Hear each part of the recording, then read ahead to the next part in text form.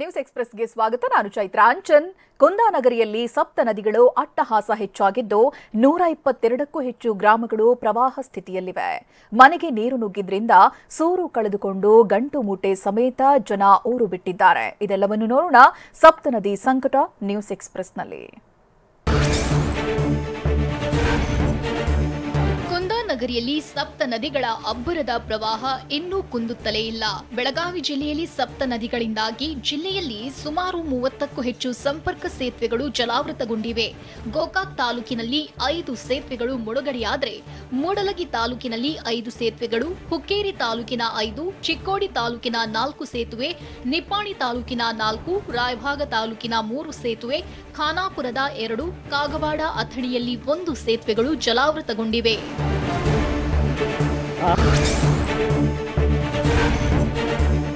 ಸಪ್ತ ನದಿಗಳ ಅಟ್ಟಹಾಸದಿಂದಾಗಿ ಬೆಳಗಾವಿ ಜಿಲ್ಲೆಯಲ್ಲಿ 60ಕ್ಕೂ ಅಧಿಕ ಗ್ರಾಮಗಳ ಸಂಪರ್ಕವೇ ಕಡಿತಗೊಂಡಿದೆ. ಚಿಕ್ಕೋಡಿ ಉಪವಿಭಾಗದಲ್ಲಿ 87 ಗ್ರಾಮಗಳಿಗೆ ಪ್ರವಾಹ ಭೀತಿ ಶುರುವಾಗಿದ್ದು, ಬೆಳಗಾವಿ ವ್ಯಾಪ್ತಿಯಲ್ಲಿ 35 ಗ್ರಾಮಗಳಿಗೆ ಪ್ರವಾಹದ ಆತಂಕ ಶುರುವಾಗಿದೆ. ಬರೋಬ್ಬರಿ 122 ಗ್ರಾಮಗಳಲ್ಲಿ ಪ್ರವಾಹದ ಸ್ಥಿತಿ ನಿರ್ಮಾಣವಾಗಿದ್ದು, ಚಿಕ್ಕೋಡಿಯಲ್ಲಿ 45 ಬೋಟ್ಗಳ ಜೊತೆಗೆ ಎನ್ಡಿಆರ್ಎಫ್ ತಂಡ ಠಿಕಾಣಿ ಹೂಡಿದೆ.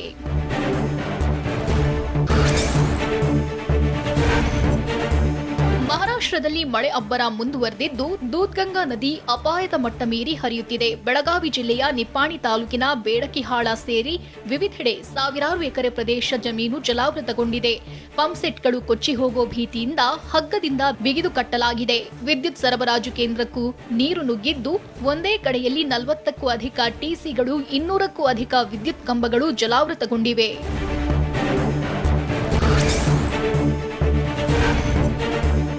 ವೇದ್ಗಂಗಾ ನದಿ ನೀರು ನುಗ್ಗಿ ಹೊನ್ನರಗಿ ಗ್ರಾಮದಲ್ಲಿ ಪ್ರವಾಹದ ಸ್ಥಿತಿ ಉಂಟಾಗಿದೆ. ಮನೆಗಳಿಗೆ ನೀರು ನುಗ್ಗಿದ್ದು ಜನರೆಲ್ಲ ಊರು ಬಿಟ್ಟಿದ್ದಾರೆ. 20ಕ್ಕೂ ಅಧಿಕ ಮನೆಗಳು ಸಂಪೂರ್ಣವಾಗಿ ಜಲಾವೃತಗೊಂಡಿದ್ದು, 500ಕ್ಕೂ ಹೆಚ್ಚು ಮನೆಗಳು ಸಂಪೂರ್ಣ ಮುಳುಗುವ ಭೀತಿ ಶುರುವಾಗಿದೆ. ಬೆಳಗಾವಿ ಜಿಲ್ಲೆಯ ನಿಪ್ಪಾಣಿ ತಾಲೂಕಿನ ಹೊನ್ನರಗಿ ಗ್ರಾಮದಲ್ಲಿ ಮೊಳಕಾಲುದ್ದ ನೀರಲ್ಲಿ ಮಕ್ಕಳನ್ನ ಹೊತ್ತು ಪೋಷಕರು ಸಾಕ್ತಿದ್ದಾರೆ. ಅಗತ್ಯ ಸಾಮಗ್ರಿಗಳು ಮಕ್ಕಳನ್ನ ಹೆಗಲ ಮೇಲೆ ಹೊತ್ತು ಸಾಗಿದ್ರು.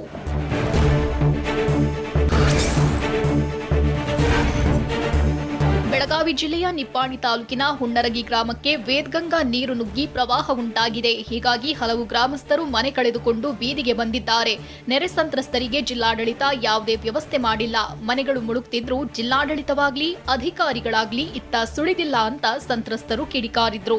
ಯಾರು ಬಂದಿಲ್ರಿ, ಯಾರು ಬಂದಿಲ್ಲ ಅಧಿಕಾರಿಗಳು. ಏನು ವ್ಯವಸ್ಥೆ ಇಲ್ರಿ. ನಾವು ಇನ್ನೂ ನಿರ್ಯಾಗದೇವಿ, ನಾವು ಇನ್ನೂ ಹೋಗಿಲ್ಲ.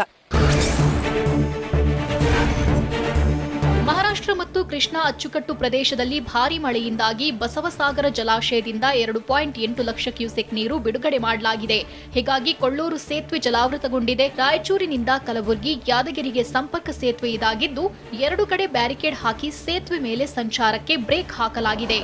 ರಾಯಚೂರಿಂದ ಯಾದಗಿರಿ ಮತ್ತು ಕಲಬುರಗಿ ಕಡೆ ಹೋಗುವಂತ ವಾಹನಗಳಿಗೆ ಸಹಿತ ಈಗ ನಿಷೇಧ ಕೂಡ ಹಾಕಿರುವಂಥದ್ದು. ಆ 2 ಕಡೆ ಅಂದರೆ ರಾಯಚೂರು ಕಡೆ ದೇವದುರ್ಗ ಪೊಲೀಸ್ ಠಾಣೆಯ ಪೊಲೀಸರು ಬಂದು ಬ್ಯಾರಿಕೇಡ್ ಹಾಕುವ ಮೂಲಕ ರಸ್ತೆ ಸಂಚಾರವನ್ನು ಸಂಪೂರ್ಣವಾಗಿ ಬಂದ್ ಮಾಡಿದ್ರೆ, ಇನ್ನೊಂದು ಕಡೆ ಜಿಲ್ಲೆಯ ಶಹಾಪುರ ತಾಲೂಕಿನ ಶಹಾಪುರ ಠಾಣೆಯ ಪೊಲೀಸರು ಬಂದು ಬ್ಯಾರಿಕೇಡ್ ಹಾಕುವ ಮೂಲಕ ಸಂಚಾರಕ್ಕೆ ಸಂಪೂರ್ಣವಾಗಿ ನಿರ್ಬಂಧ ಕೂಡ ಹೇರುವಂಥದ್ದು. ಈಗ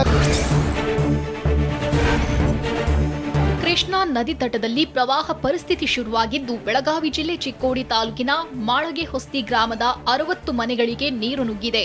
ಹೀಗಾಗಿ ಅಗತ್ಯ ಸಾಮಗ್ರಿಗಳ ಪ್ಯಾಕ್ ಮಾಡಿ ಸುರಕ್ಷಿತ ಸ್ಥಳಕ್ಕೆ ಶಿಫ್ಟ್ ಮಾಡಲಾಗಿದೆ.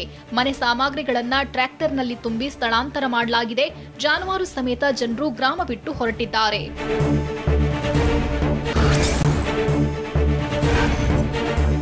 ಅಪಾಯದ ಮಟ್ಟ ಮೀರಿ ದೂದ್ಗಂಗಾ ಹರಿಯುತ್ತಿದ್ದು, ನದಿ ತಟದಲ್ಲಿ ಪ್ರವಾಹ ಪ್ರಕೋಪ ಎದುರಾಗಿದೆ. ಬೆಳಗಾವಿಯ ನಿಪ್ಪಾಣಿ ತಾಲೂಕಿನ ಕಾರದಗಾದಲ್ಲಿರುವ ಬಂಗಾಲಿ ಬಾಬಾ ದರ್ಗಾ ಜಲಾವೃತಗೊಂಡಿದೆ. ದರ್ಗಾದಲ್ಲಿ 4 ಅಡಿಯಷ್ಟು ನೀರು ಬಂದು ಅವಾಂತರ ಸೃಷ್ಟಿಯಾಗಿದೆ. 100ಕ್ಕೂ ಅಧಿಕ ಕುಟುಂಬಗಳು ಪ್ರವಾಹದಲ್ಲಿ ಸಿಲುಕಿದ್ದು, ಸೇತುವೆ ಎತ್ತರ ಹೆಚ್ಚಿಸುವಂತೆ ಸ್ಥಳೀಯರು ಒತ್ತಾಯಿಸಿದ್ದಾರೆ.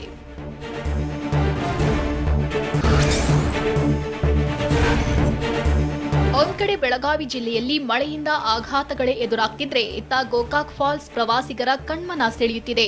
ಇದು ಭಾರತದ ನಯಾಗರ ಫಾಲ್ಸ್ ಅಂತಲೇ ಫೇಮಸ್ ಆಗಿದ್ದು, 180 ಅಡಿಯಿಂದ ಜಲಧಾರೆ ಧುಮ್ಮುಕ್ಕುವ ದೃಶ್ಯ ನೋಡೋದೇ ಒಂದು ಅದ್ಭುತ.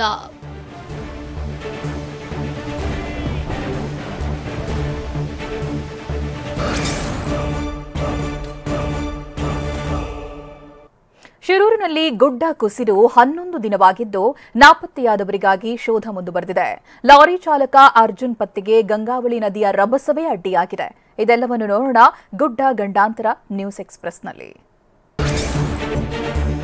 ಧಾರಾಕಾರ ಮಳೆಗೆ ಹಾಸನದ ಗೊರೂರು ಸಮೀಪದ ಹೇಮಾವತಿ ನದಿ ಉಕ್ಕಿ ಹರಿಯುತ್ತಿದ್ದು ಜಲಾಶಯದಿಂದ 1 ಲಕ್ಷ ಕ್ಯೂಸೆಕ್ ನೀರು ಬಿಡುಗಡೆ ಮಾಡಲಾಗಿದೆ. ಹೊಳೆನರಸೀಪುರದ ಕೆಲ ಬಡಾವಣೆಗಳ ಮನೆಗಳಿಗೆ ನದಿ ನೀರು ನುಗ್ಗಿದೆ. ಕೆಎನ್ಎ ಬಡಾವಣೆಯಲ್ಲಿರುವ 30ಕ್ಕೂ ಹೆಚ್ಚು ಮನೆಗಳು ಜಲಾವೃತಗೊಂಡಿದ್ದು ಕಾಳಜಿ ಕೇಂದ್ರಕ್ಕೆ 30 ಕುಟುಂಬಗಳನ್ನು ಮುಂಜಾಗ್ರತಾ ಕ್ರಮವಾಗಿ ಸ್ಥಳಾಂತರಿಸಲಾಗಿದೆ.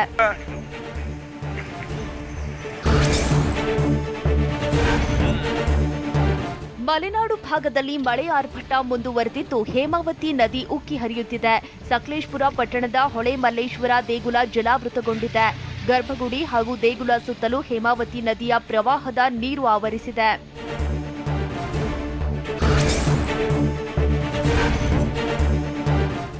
ಚಿಕ್ಕಮಗಳೂರು ಜಿಲ್ಲೆಯ ಎನ್ಆರ್ಪುರ ತಾಲೂಕಿನ ಹುಯಿಗೆರೆ ಗ್ರಾಮದಲ್ಲಿ ಪ್ರಾಣ ಒತ್ತೆಯಿಟ್ಟು ಮೆಸ್ಕಾಂ ಸಿಬ್ಬಂದಿ ವಿದ್ಯುತ್ ದುರಸ್ತಿ ಮಾಡಿದ್ದಾರೆ. ಅಪಾಯ ಮಟ್ಟ ಮೀರಿ ಧುಮ್ಮಿಕ್ತಾ ಇರುವಂತಹ ಹಳ್ಳದಲ್ಲಿ ಸೊಂಟಕ್ಕೆ ವೈರ್ ಕಟ್ಕೊಂಡು ಈಜಿ ಲೈನ್ ಸರಿಪಡಿಸಿದ್ದಾರೆ. ಲೈನ್ ಮ್ಯಾನ್ ರವಿಕುಮಾರ್ ಕೆಲಸಕ್ಕೆ ಸಾರ್ವಜನಿಕರು ಮೆಚ್ಚುಗೆ ವ್ಯಕ್ತಪಡಿಸಿದ್ದಾರೆ.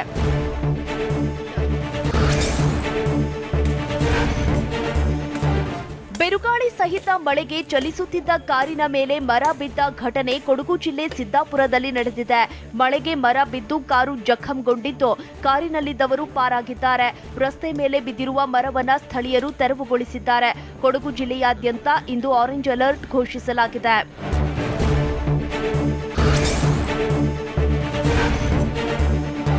ತುಂಗಭದ್ರಾ ಜಲಾಶಯದಿಂದ ನೀರು ಬಿಡುಗಡೆ ಹಿನ್ನೆಲೆ ವಿಜಯನಗರ ಜಿಲ್ಲೆಯ ಹಂಪಿ ಸ್ಮಾರಕಗಳು ಮುಳುಗಡೆಯಾಗಿವೆ. ಸ್ನಾನಘಟ್ಟ, ಪುರಂದರದಾಸ ಮಂಟಪ ಮುಳುಗಡೆಯಾಗಿದ್ದು ಕೋದಂಡರಾಮ ದೇಗುಲದ ಬಳಿ ನದಿ ನೀರು ಬಂದಿದೆ.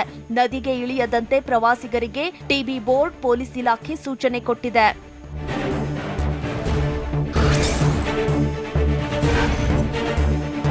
ಕಾವೇರಿ ನದಿ ಪಾತ್ರದಲ್ಲಿ ಮತ್ತೆ ಪ್ರವಾಹದ ಭೀತಿ ಎದುರಾಗಿದ್ದು ಮಂಡ್ಯ ಜಿಲ್ಲೆಯಲ್ಲಿರುವ ವಿಶ್ವಪ್ರಸಿದ್ಧ ರಂಗನತಿಟ್ಟು ಪಕ್ಷಿಧಾಮ ಪ್ರವೇಶಕ್ಕೆ ಪ್ರವಾಸಿಗರಿಗೆ ನಿರ್ಬಂಧ ಹೇರಲಾಗಿದೆ. ಕೆಆರ್ಎಸ್ ಜಲಾಶಯದಿಂದ ನದಿಗೆ 40,000 ಕ್ಯೂಸೆಕ್ ನೀರು ಬಿಡುಗಡೆ ಹಿನ್ನೆಲೆ ರಂಗನತಿಟ್ಟಿನಲ್ಲಿ ಬೋಟಿಂಗ್ ಪಾಯಿಂಟ್ ಮುಳುಗಡೆಯಾಗಿದೆ. ಹೀಗಾಗಿ ಗೇಟ್ ಬಳಿಯೇ ಪ್ರವಾಸಿಗರನ್ನ ತಡೆದು ವಾಪಸ್ ಕಳುಹಿಸಲಾಗುತ್ತಿದೆ.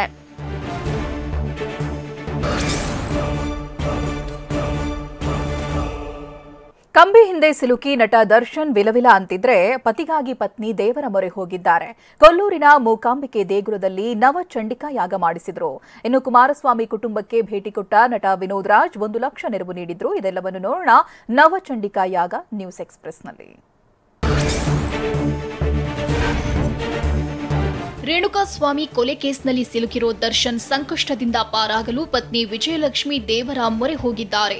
ನಿನ್ನೆ ರಾತ್ರಿಯೇ ಕೊಲ್ಲೂರು ಮೂಕಾಂಬಿಕಾ ದೇಗುಲಕ್ಕೆ ಭೇಟಿ ಕೊಟ್ಟ ವಿಜಯಲಕ್ಷ್ಮಿ ಇಂದು ಬೆಳಗ್ಗೆ ನವಚಂಡಿಕಾ ಯಾಗ ನಡೆಸಿದ್ರು. ಮೂಕಾಂಬಿಕಾ ಸನ್ನಿಧಾನದ ಯಾಗಶಾಲೆಯಲ್ಲಿ ನವಚಂಡಿಕಾ ಯಾಗ ನಡೆಸಿದ್ರು. ಪತಿ ಸಂಕಷ್ಟದಿಂದ ಹೊರಬರಲಿ ಅನ್ನೋ ಕಾರಣಕ್ಕೆ ಯಾಗ ಪೂಜೆಗಳಲ್ಲಿ ಪಾಲ್ಗೊಂಡಿದ್ರು.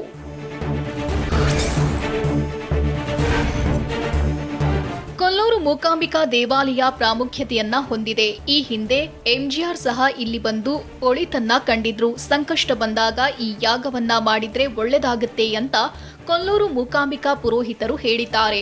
ಟಿವಿ9 ಜೊತೆ ಮಾತನಾಡಿದವರು, ಇಲ್ಲಿ ನಮ್ಮ ಕಣ್ಣೆದುರೇ ಪವಾಡಗಳನ್ನ ನೋಡ್ತಾರೆ. ಈ ಯಾಗವನ್ನ ಬೆಳಗ್ಗೆ 6 ಗಂಟೆಯಿಂದ 8 ಗಂಟೆಯವರೆಗೆ ಮಾಡಲಾಗುತ್ತೆ. ಈ ಹಿಂದೆ ಸಾಕಷ್ಟು ಸೆಲೆಬ್ರಿಟಿಗಳು ಈ ಯಾಗವನ್ನ ಮಾಡಿದ್ದಾರೆ ಅಂತ ಅರ್ಚಕರು ಹೇಳಿದ್ರು.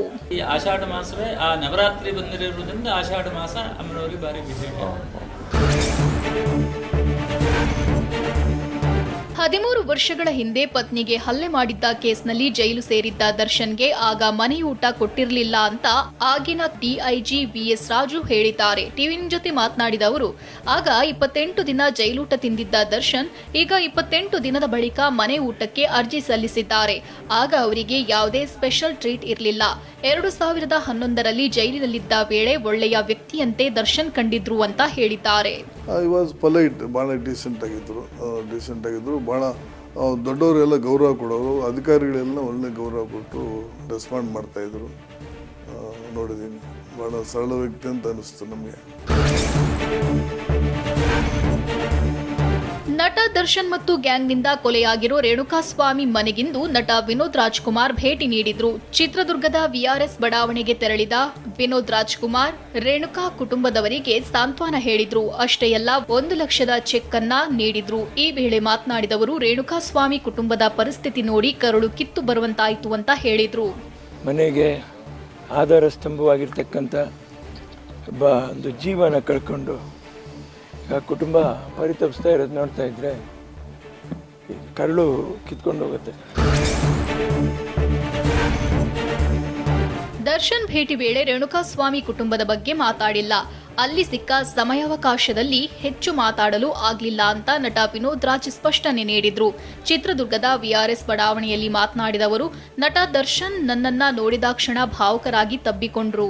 ಇಂತಹ ಘಟನೆ ನಡೆಯಬಾರದು ಅಂತ ಹೇಳಿದ್ರು. ನಾವು ನನ್ನ ನೋಡಿದ ತಕ್ಷಣ ಅವರು ಹೆಚ್ಚು ಕಡಿಮೆ ಭಾವುಕರಾಗ್ಬಿಟ್ಟು ತಬ್ಕೊಂಡ್ಬಿಟ್ಟು ಅಣ್ಣ ಹೇಗಿದೆಯಣ್ಣ, ಏನಣ್ಣ, ಬಂದಿಯಣ್ಣ, ನೀ ಬಂದಿಯಣ್ಣ ನಾನು ನೋಡೋಕ್ಕೆ ಅಂತ ಹೇಳ್ಬಿಟ್ಟು.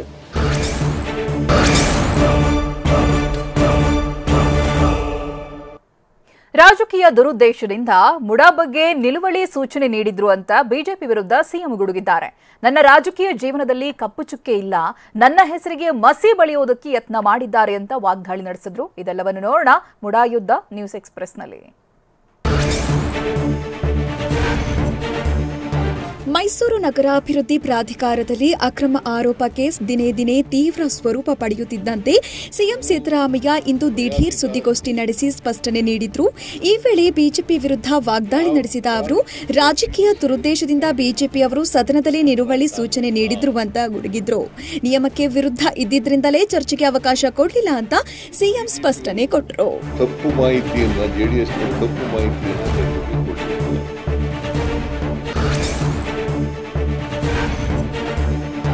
ವಿಧಾನಸಭೆಯಲ್ಲಿ ಕಾನೂನುಬಾಹಿರ ರೀತಿಯಲ್ಲಿ ಮೂಡಾ ವಿಚಾರ ಚರ್ಚೆಗೆ ಬಿಜೆಪಿಯವರು ನಿಲುವಳಿ ತಂದಿದ್ರು ಅಂತ ಸಿಎಂ ಸಿದ್ದರಾಮಯ್ಯ ಹೇಳಿದ್ರು. 2 ವಾರ ಸದನದಲ್ಲಿ ಒಂದೇ ವಿಚಾರ ಪ್ರಸ್ತಾಪ ಮಾಡಿದ್ರೆ ಹೊರತು ಪ್ರವಾಹದ ಬಗ್ಗೆಯೂ ಒಮ್ಮೆಯೂ ಚರ್ಚೆ ಮಾಡಲಿಲ್ಲ ಅಂತ ಬಿಜೆಪಿ ನಾಯಕರ ವಿರುದ್ಧ ವಾಗ್ದಾಳಿ ನಡೆಸಿದ್ರು. ಮುಖ್ಯಮಂತ್ರಿಗಳ ವ್ಯಕ್ತಿತ್ವಕ್ಕೆ ಮಸಿ ಬಳಿಲಿಕ್ಕೆ ಪ್ರಯತ್ನ ಮಾಡ್ತಾ ಇದ್ದಾರೆ.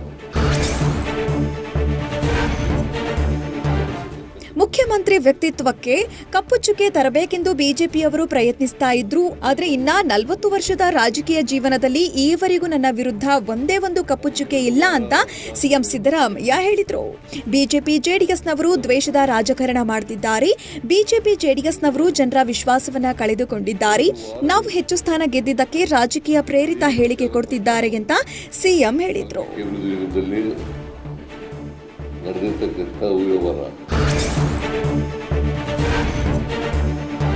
ಕಾಂಗ್ರೆಸ್ ಮತ್ತೆ ಅಧಿಕಾರಕ್ಕೆ ಬಂದಿದ್ದನ್ನ ಸಹಿಸಲು ಬಿಜೆಪಿಯವರಿಗೆ ಆಗ್ತಿಲ್ಲ ಅಂತ ಸಿಎಂ ಸಿದ್ದರಾಮಯ್ಯ ಹೇಳಿದ್ರು.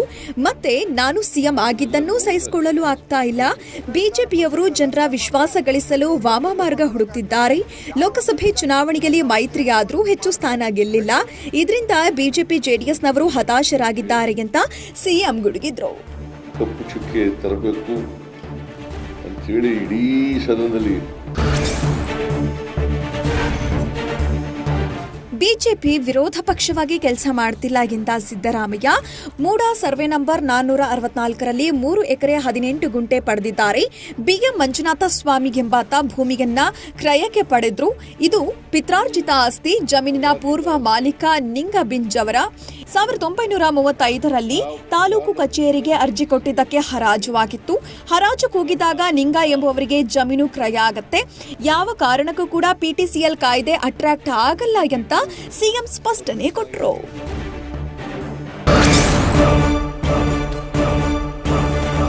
ಮುಡಾ ಹಗರಣದ ಬಳಿಕ ಸಿಎಂ ಸಿದ್ದರಾಮಯ್ಯ ಆತಂಕದಲ್ಲಿರೋದು ಯಾಕೆ ಅಂತ ವಿಜೇಂದ್ರ ಹೇಳಿದ್ದಾರೆ. ಕಲಾಪದಲ್ಲಿ ಈ ಬಗ್ಗೆ ಚರ್ಚಿಸದೆ ಸಿಎಂ ಪಲಾಯನ ಮಾಡಿದ್ಯಾಕೆ ಅಂತ ಟಿವಿ9 ಎಕ್ಸ್ಕ್ಲೂಸಿವ್ ಸಂದರ್ಶನದಲ್ಲಿ ವಾಗ್ದಾಳಿ ನಡೆಸಿದ್ರು.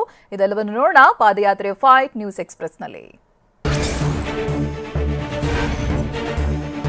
ಸಿದ್ದರಾಮಯ್ಯ ಕಾಂಗ್ರೆಸ್ನವರು ಯಾಕೆ ಆತಂಕದಲ್ಲಿದ್ದಾರೆ ಅಂತ ವಿಜಯೇಂದ್ರ ಪ್ರಶ್ನಿಸಿದ್ದಾರೆ. ಟಿವಿ9 ಸೂಪರ್ ಎಕ್ಸ್ಕ್ಲೂಸಿವ್ ಇಂಟರ್ವ್ಯೂನಲ್ಲಿ ಮಾತನಾಡಿದ ವಿಜಯೇಂದ್ರ, ಕಾಂಗ್ರೆಸ್ ಸರ್ಕಾರ ಸಿದ್ದರಾಮಯ್ಯ ಅಹಿಂದ ಹೆಸರೇಳಿ ದ್ರೋಹ ಎಸಗಿದ್ದಾರೆ. ವಾಲ್ಮೀಕಿ ನಿಗಮದಲ್ಲಿ ಲೂಟಿ ಮಾಡಿ ಚುನಾವಣೆಗೆ ಕೊಟ್ಟಿದ್ದೀರಿ. ಮುಡಾದಲ್ಲಿ ಅಕ್ರಮವಾಗಿ ಸೈಟ್ ಹಂಚಲಾಗಿದೆ. ಹಾಗಾಗಿ ನ್ಯಾಯ ಕೊಡಿಸುವಂತೆ ಹೋರಾಟ ಮಾಡಬೇಕಿರೋದು ನಮ್ಮ ಕರ್ತವ್ಯ ಅಂತಂದ್ರು. ಇವತ್ತು 3,000-4,000 ಕೋಟಿಗೂ ಹೆಚ್ಚು ಮಿಗಿಲಾಗಿರ್ತಕ್ಕಂಥ ನಿವೇಶನವನ್ನು ಮನಬಂದಂತೆ ನೀಡಿದ್ದಾರೆ ಇವರ ನಾಯಕತ್ವದಲ್ಲಿ. ಅದನ್ನೇ ಇವತ್ತು ಭಾರತೀಯ ಜನತಾ ಪಾರ್ಟಿ ಪ್ರಶ್ನೆ ಮಾಡ್ತಾ ಇರ್ತಕ್ಕಂಥದ್ದೇ ಹೊರತು ನಾವು ಇದರ ರಾಜಕಾರಣ ಮಾಡ್ತಾ ಇಲ್ಲ. ಮುಡಾ ಸೈಟ್ ಹಂಚಿಕೆ ಪ್ರಕರಣದ ಬಗ್ಗೆ ಸಮಗ್ರ ತನಿಖೆ ಆಗಬೇಕು, ಸಿಬಿಐ ತನಿಖೆಗೆ ವಹಿಸಬೇಕು ಅಂತ ಬಿಜೆಪಿ ರಾಜ್ಯಾಧ್ಯಕ್ಷ ವಿಜಯೇಂದ್ರ ಆಗ್ರಹಿಸಿದ್ದಾರೆ. ಟಿವಿ 9 ಸಂದರ್ಶನದಲ್ಲಿ ಮಾತನಾಡಿದ ವಿಜಯೇಂದ್ರ, ಸಿಎಂ ಕುಟುಂಬ ತಪ್ಪು ಮಾಡಿಲ್ಲ ಅಂದ್ರೆ ಏಕೆ ಚರ್ಚೆ ಮಾಡ್ತಿಲ್ಲ? ಈಗಾಗಲೇ ನಿನ್ನೆ ರಾಜ್ಯಪಾಲರನ್ನ ಭೇಟಿಯಾಗಿ ಮನವಿ ಮಾಡಿದ್ದೇವೆ. ಸಿಬಿಐನಿಂದ ಪ್ರಕರಣದ ತನಿಖೆ ಆಗಬೇಕೆಂದು ಮನವಿ ಮಾಡಿದ್ದೇವೆ ಎಂದಿದ್ದಾರೆ. ಇವಾಗ ನಾವು ಒತ್ತಾಯನ ಮಾಡಿದ್ದೇವೆ, ಮನವಿ ಮಾಡಿದ್ದೇವೆ. ಏನು ಮೂಡಾ ಹಗರಣ ಏನಿದೆ ಇದು ಸಿಬಿಐ ತನಿಖೆ ಆಗಲೇಬೇಕು.